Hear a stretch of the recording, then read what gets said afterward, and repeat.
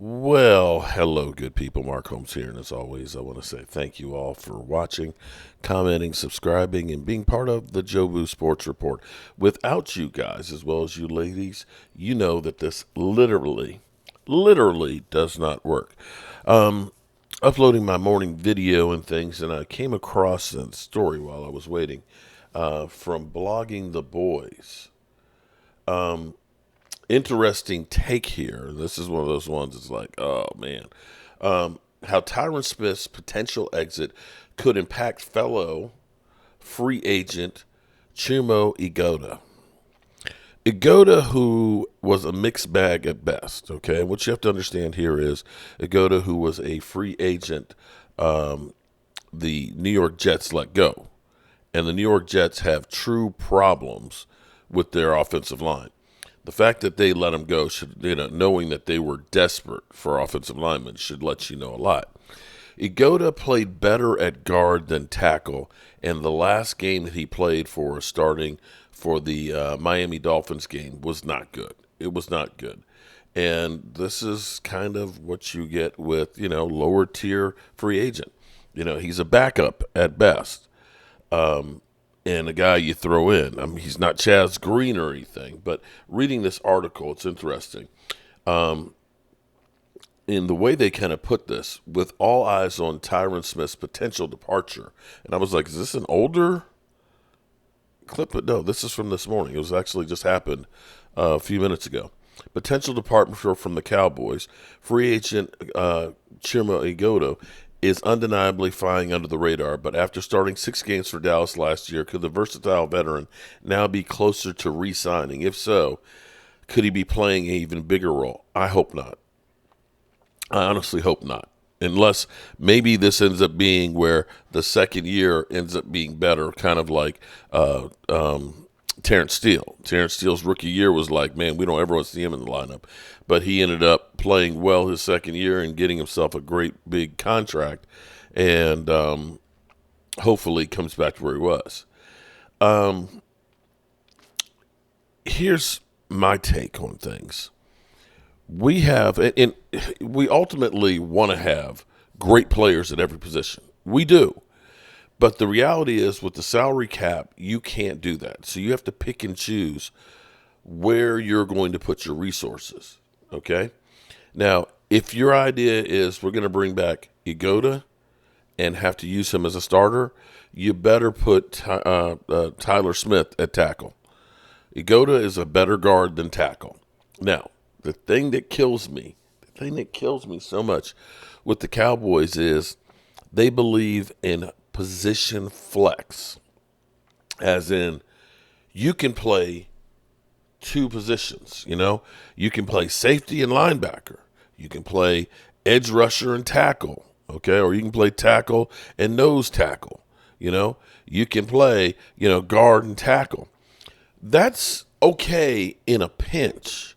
But see, it's a style that you can't live with, because ultimately, when you have a tweener, because this is what we're talking about, a tweener being a guy who's between 2 positions.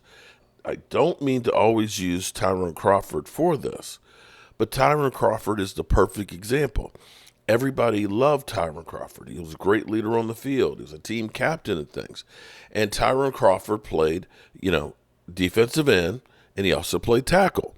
The reality of it is he really wasn't big enough to be a full-time tackle. And he really wasn't fast enough to be a full-time defensive end. He could play both positions, but you couldn't play it at an elite level. You follow what I'm saying here? He could play tackle, but he wasn't a great tackle that could hold the line. He could play defensive end, but he's not getting to the quarterback making a whole bunch of sacks and getting a lot of pressure on him. You will do in a pinch, but not on an every down situation. And the Cowboys seem to be looking for more and more position flex. So when you have Marquise Bell, who is a safety and can tackle like a linebacker, he's not bad at it. But when you truly need a linebacker, You need a guy who's about 230 that can play downhill, that is used to tackling and working and things in those spaces. And that's having a specialist. So we have to kind of get away from some of this position flex with every person that we have. And see, herein lies the problem is at some point, when you need a defensive tackle, you need a defensive tackle that's all he does. That he is a specialist. He knows every ins and outs about that position. We're sitting here with Jesse Holly basically saying that, Micah Parsons, he's selfish because he just wants to be a defensive end and doesn't want to be a great linebacker. That's the same mentality of saying, we need you to play multiple position. How about I just become a stud at one position and do one thing great? Because that's what we need on the team.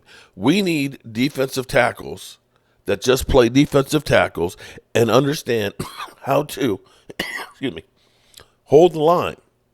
We need a nose tackle that's just a big, mean son of a bitch that can take on double teams. That he knows when he feels pressure, drop the anchor and get to the ground and just get stomped on. Instead of saying, well, you're a defensive tackle, you can slide down. No.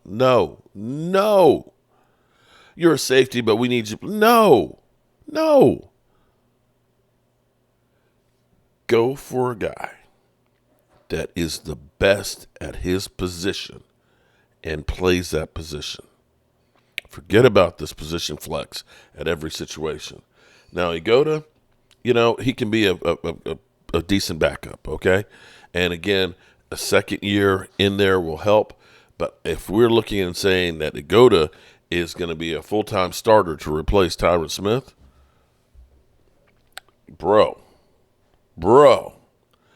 And the funniest part about all this is how fans always want to get rid of a guy.